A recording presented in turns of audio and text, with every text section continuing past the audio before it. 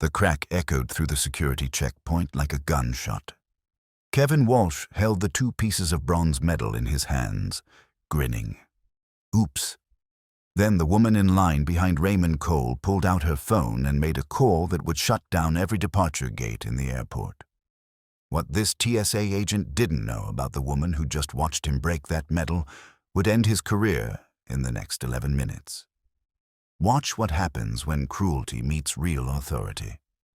Type respect if you believe military medals are sacred. His name was Raymond Cole, 79 years old. And on this Thursday morning at Ronald Reagan Washington National Airport, he was carrying something more valuable than anything in his luggage. A bronze star earned in Vietnam, 56 years ago, still in its original case. Gate 47, early morning flight to Atlanta. Raymond's granddaughter was getting married Saturday, first grandchild to marry. He'd promised he'd be there. Walk her down the aisle. Her father, Raymond's son, didn't make it back from Iraq.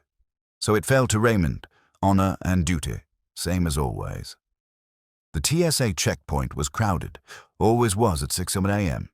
Business travelers, families, that special chaos that comes with early departures and too much coffee. Raymond joined the line at checkpoint 3 with his carry-on and his patients. Behind him, 3 people back, stood a woman in jeans and a Georgetown sweatshirt. Short gray hair, tired eyes, traveling alone. No one looked at her twice. That's exactly how General Patricia Hayes wanted it. 4 stars. Base commander of Joint Base Andrews. And she was flying commercial today because her aide had wrecked her staff car, and she'd be damned if she'd miss her sister's birthday in Boston. She was off duty, incognito, just another passenger. Except she never really stopped being a general. You don't turn off 33 years of military bearing. You just dress it down and hope no one notices. Raymond reached the checkpoint, placed his bag on the conveyor, started to walk through the metal detector. "Sir, stop." TSA agent Kevin Walsh, 28 years old, 3 years on the job, and a disposition that suggested he enjoyed the small amount of power his badge provided. "Empty your pockets completely." "I did, sir." "Then why is the detector going off?" Raymond patted his jacket. Felt something. He'd forgotten. The medal case. He'd put it in his inside pocket that morning. Wanted it close. Safe. "It's just a medal case, sir. I can take it out." "You should have taken it out before. That's the protocol." Kevin's voice was loud. Deliberately so. Making an example. "Step to the side for secondary screening."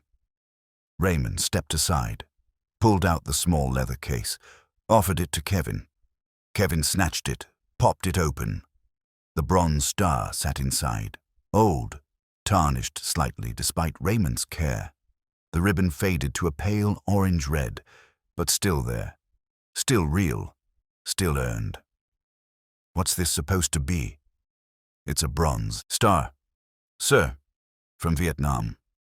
Kevin held it up to the light, examining it like it was a curiosity, a trinket. "Looks fake." Raymond's jaw tightened. "It's not fake. They all say that." Kevin was turning it over in his hands now. Other passengers were watching, some uncomfortable, some just impatient to get through. "I see these all the time. Bought off eBay. People trying to look important. I earned that in 1968. Hughes City. I was a medic with—" "Sure you were." Kevin's smile had an edge. Mean. Like he was enjoying this. "And I'm an astronaut on weekends." Patricia Hayes was watching now. Her line was moving slower. She could see the old man, see the medal, see the way the TSA agent was handling it. Her hands tightened on her carry-on strap. "Sir, I need that back, please." Raymond's voice was steady but strained. "It's very important to me." "I bet it is. That's why you should have declared it properly. I'm going to need to run additional screening on this." Kevin walked over to his supervisor station. Took his time. Made Raymond wait. Power play. Pure and simple. 3 minutes passed. Raymond stood there, other passengers flowing around him. He caught a few sympathetic looks, more annoyed ones. He was holding up the line.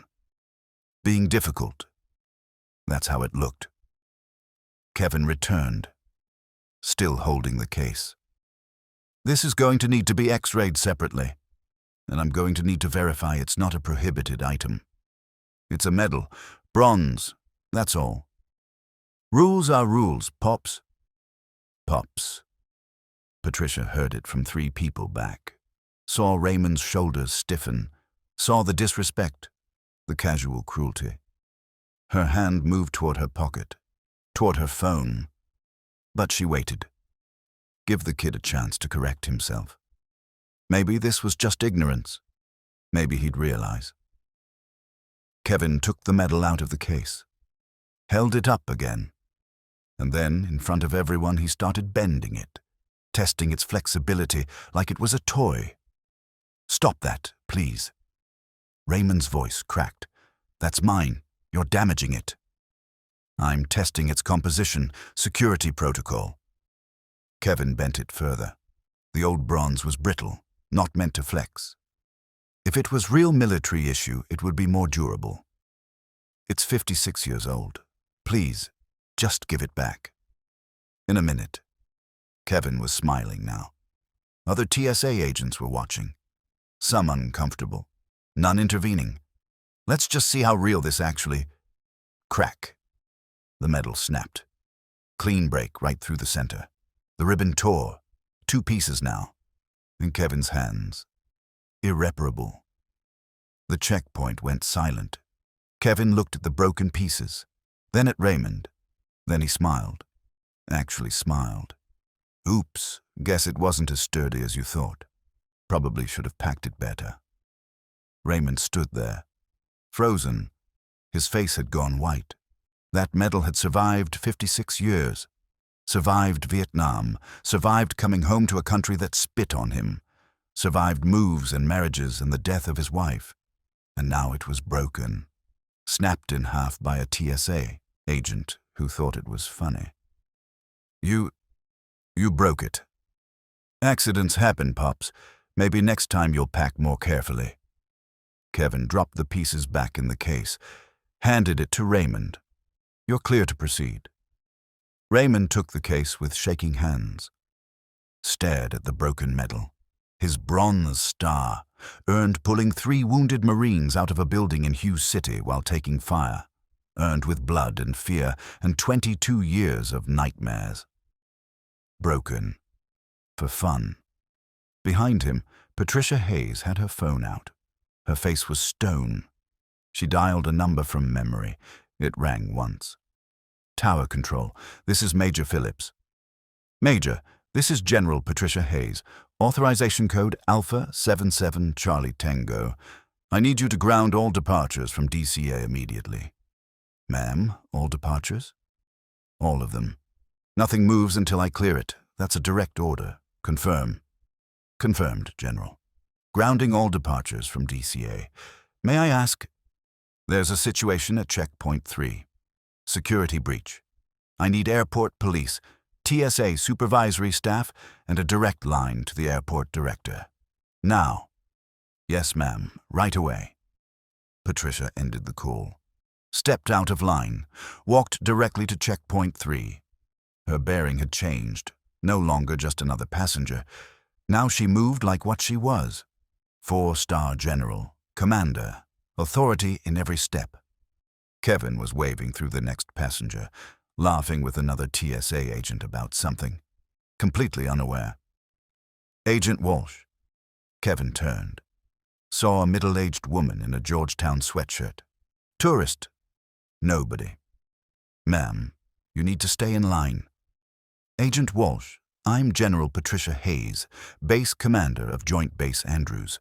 I just witnessed you deliberately destroy a veteran's Bronze Star medal. I need you to step away from your station immediately. Kevin's smile faltered. I'm sorry. What? Patricia pulled out her military ID, held it up. 4 stars visible even on the ID photo. Kevin's face went from confident to confused to pale in about 3 seconds. I said, "Step away from your station. Right now." "Ma'am, I don't answer to—" "You answer to federal authority. I am federal authority, and I just grounded every single flight in this airport until we resolve what I just witnessed. So you can step away from your station voluntarily, or airport police can remove you. Your choice. You have 5 seconds." Kevin looked around. Other passengers were staring. TSA supervisors were already running toward the checkpoint. Someone had made calls. The entire security area was starting to lock down. I was just doing my job. Your job is to screen for security threats, not to mock veterans, not to destroy their property, and certainly not to laugh about it. Patricia's voice could have cut steel. "Step away. Now." Kevin stepped back, hands raised, defensive. "This is ridiculous. I didn't do anything wrong. The metal broke because it was old. That's not my fault." Raymond was still standing there, holding the broken pieces. Patricia walked over to him. "Sir, may I see your medal?" Raymond looked up at her, saw the authority, the respect in her eyes, handed over the case. Patricia examined the broken pieces, the clean break, the way the bronze had snapped under deliberate pressure. This wasn't age. This was force. Intentional force. "What's your name, sir?"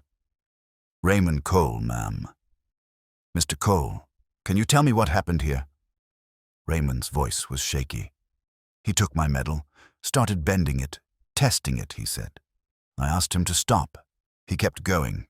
Then it broke, and he laughed." "Did anyone else witness this?" Hands went up. 3 passengers, then 5, then 8. Everyone had seen. Everyone had been uncomfortable. No one had spoken up, until now.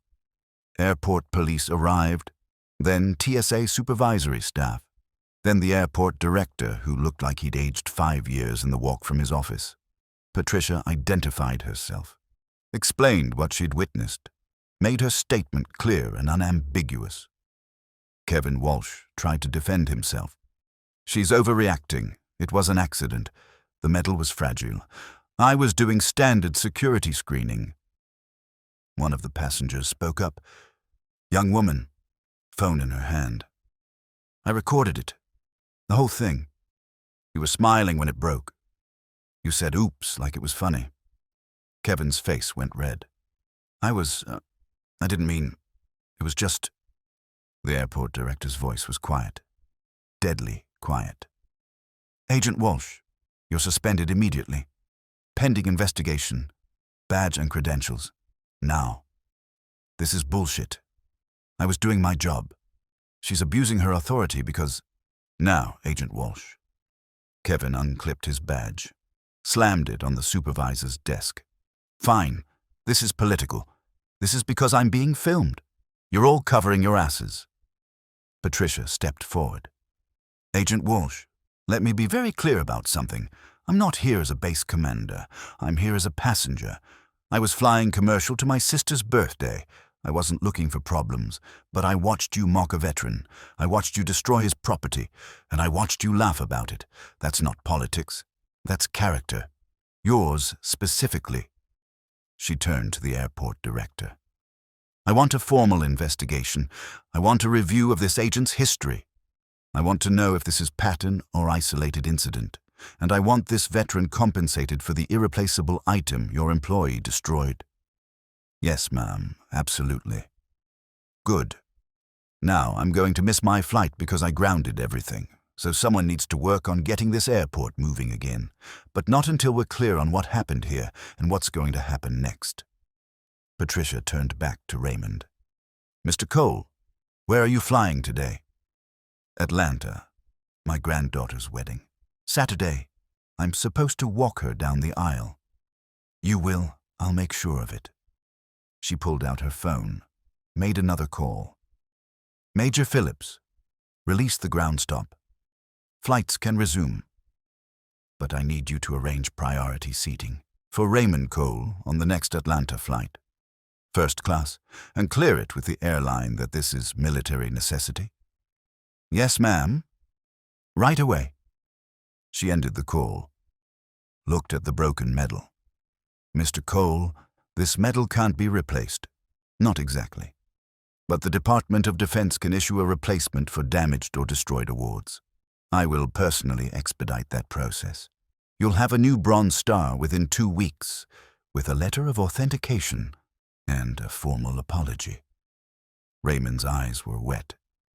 "Thank you, ma'am, but it won't be the same. That one came home with me. From Hughes City. It was? I know it's not the same. Nothing can replace what that medal meant. But we can try." She paused. "What you did in Hughes City matters. What you sacrificed matters. And anyone who treats that with disrespect doesn't deserve to wear a uniform or a badge." Airport police were escorting Kevin Walsh away now. He was arguing, threatening lawsuits, making noise. But he was going. Badge gone. Career probably over. And every phone in that checkpoint had recorded it. The TSA supervisor approached Raymond. "Mr. Cole." "Sir, on behalf of the Transportation Security Administration, I apologize. This should never have happened. This will never happen again. We will conduct a full review and implement additional training." Raymond nodded. Didn't trust himself to speak.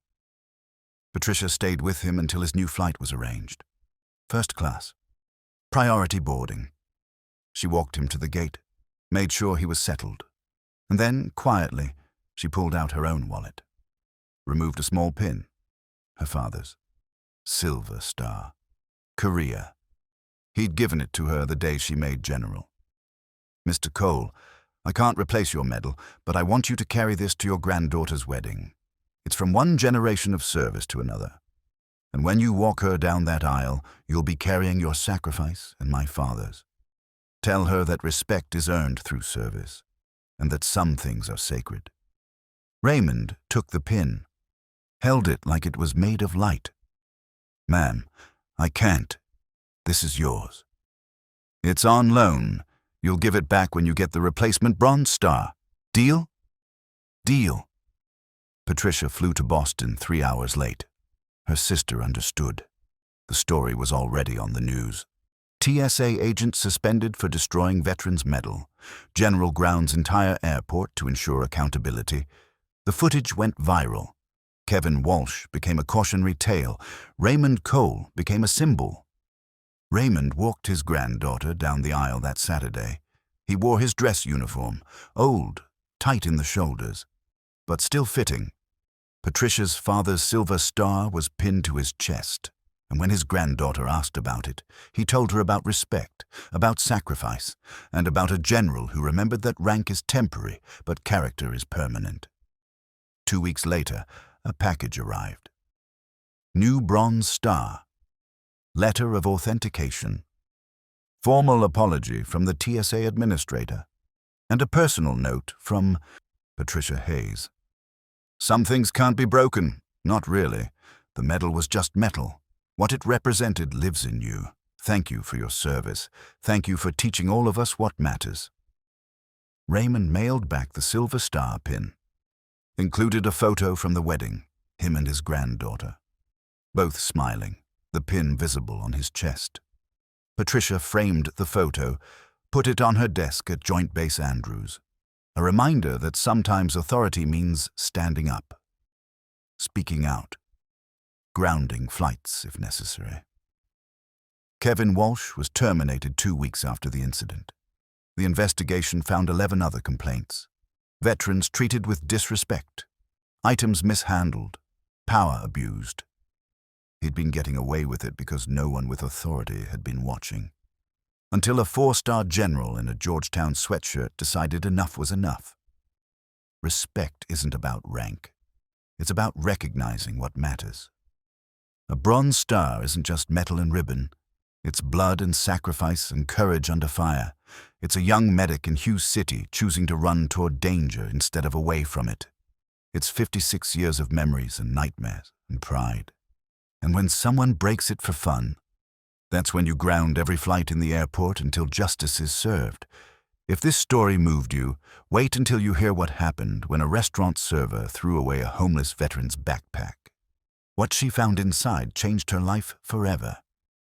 Type honor in the comments if you believe military service deserves respect, always. Subscribe to Never Forgotten Stories for more accounts of veterans who earned our respect and authorities who demanded it. And hit that like button if you think breaking someone's medal should have consequences. Share this with someone who wears a uniform or knows someone who does. They need to know we're watching. We're remembering, and we will not tolerate disrespect.